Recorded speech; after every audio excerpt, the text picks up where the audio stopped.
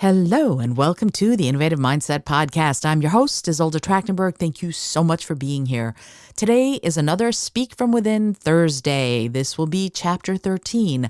I'm reading the entire book out loud on Thursdays. Why? Because otherwise I was never going to get the audiobook done.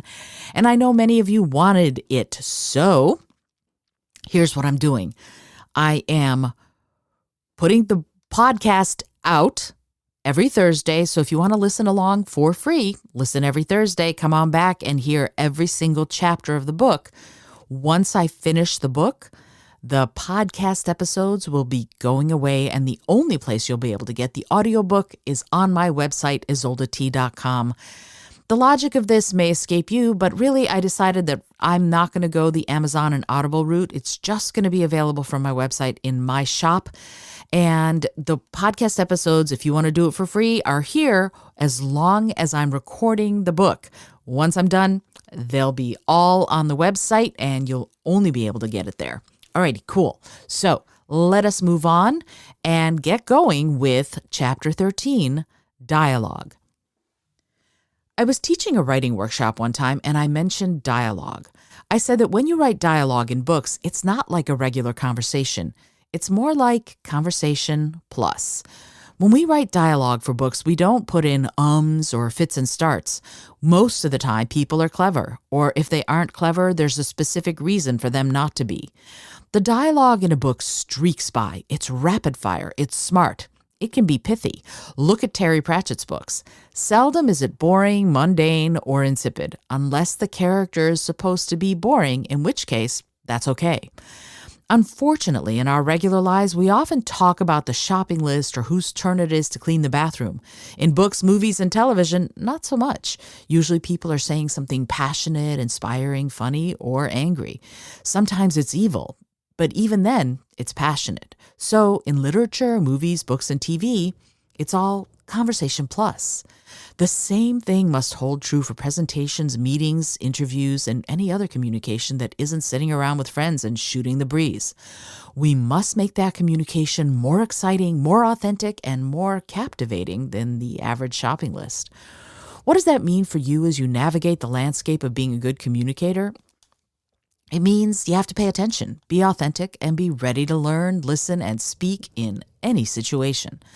I don't mean you have to know it all. I mean you have to know who you are so that you can be that person with your audience in an instant.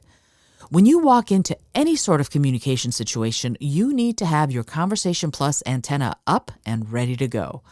Ideally, you will be as much a listener as you will be a talker. Your conversation will need to be thoughtful and purposeful. You will need to speak with focus and towards a point. Why? Because, again, this isn't your average everyday conversation. You're either trying to shine, trying to convince your listeners of something, or trying to reach them so that your connection deepens and becomes more intimate. You can learn and practice a number of acting exercises that will help you establish that connection quickly. Mission, word for word. Try this with a friend and see how long you can go. This simple exercise/activity helps you see how your minds work and how in sync you can get as you increase your speed. The first person says a word, any word. Through a stream of consciousness, the other person responds with a word that is somehow related. The first person adds another word. You exchange word for word to make two-word phrases and see how far you get. Please note, this is as much a listening exercise as it is a speaking one. It will help you build both a receiving and sending skill. You will laugh a lot. The game ends when you somehow bring it back around to the original word. Here's an example. Person 1, star. Person 2, Star Wars. Person 1, wars suck. Person 2, suck straws. Person 1, straws drawn. Person 2, drawn stars.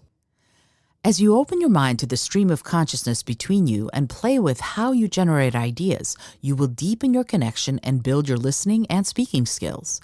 You can also do it with 3 words where you repeat the first one and then add 2 more. Here's an example. Person 1, mermaids. Person 2, mermaids swim.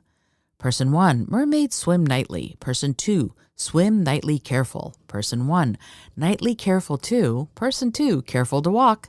Person 1, to walk on. Person 2, walk on shores. Person 1, on shores far.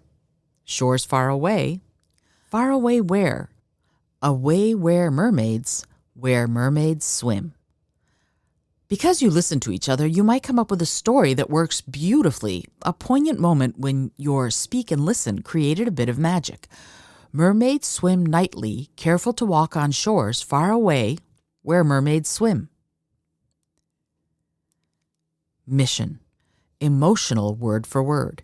Here's another give and take, send/receive/speak/listen activity that builds on what you just did. Find a trusted friend and try these until you feel confident that you're receiving the other person's true intent. Then you can send your true intent. You're telling a story as before, but this time decide beforehand whether your random beginning, middle, and end will be funny, tragic, thrilling, exciting, or romantic. Then use your words to create the theme and meaning as you give and take, rapid fire. This makes it more of a theater game, but it will change how you view the conversation. You can't go too slowly, as that'll kill the pace of the give and take, and you can't go too quickly or your words won't fulfill the criteria. Have you noticed how much of this book calls on you to be proactive in your own growth? I wish that I could wave a magic wand and help you accept and love yourself, to feel truly deserving of success and joy and happiness. But like most of us, you probably have some work to do in that arena. That's okay. We all have things we can improve in the way we approach our inner landscape. This will mean doing the exercises, reaching into the well of your own spirit, and finding what lives there and making friends with it. You will connect with others, yes, but you'll also do some housekeeping of your own. I hope you enjoyed this chapter of Speak From Within. If you want the book, I just realized, if you decide you want the book, it's available on Amazon. It's also available at isoldat.com/speak-book. You can get it there. And if you want it autographed, we can make that happen perhaps. Alrighty. I love this chapter because it really lets you and invites all of us to be active participants in our own growth and our own confidence building. And I just love that. I do. Alrighty. If you enjoyed the episode, I would love it if you would buy me a cup of coffee. You can go to buymeacoffee.com/IsoldaT if you'd like to support the podcast. It would mean the world to me, actually, because frankly, this is a labor of love and I'm really glad that I'm doing it. And it would mean the world to me if you supported the podcast, the show, and the work that I'm trying to do and doing, hopefully.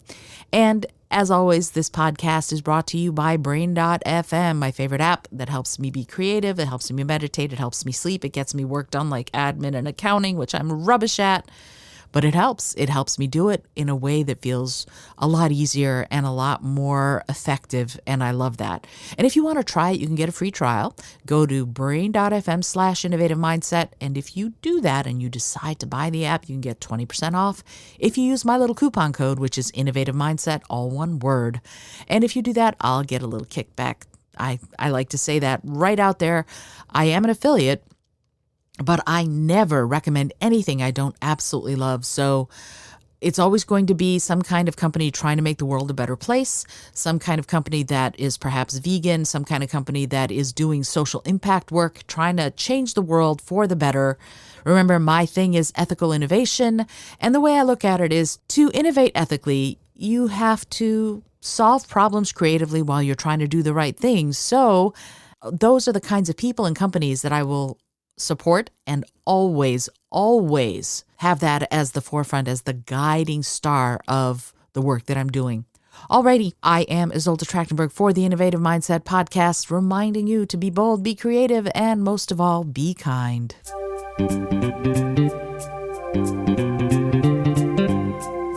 Thank you so much for joining me today. I really appreciate you being here. Please subscribe to the podcast if you're new, and it would mean the world to me if you told a friend about it. Today's episode was produced by Isolde Trachtenberg and is copyright 2021. As always, please remember this is for educational and entertainment purposes only. Past performance does not guarantee future results, although we can always hope. Until next time, remember to be bold, be creative, and most of all, be kind.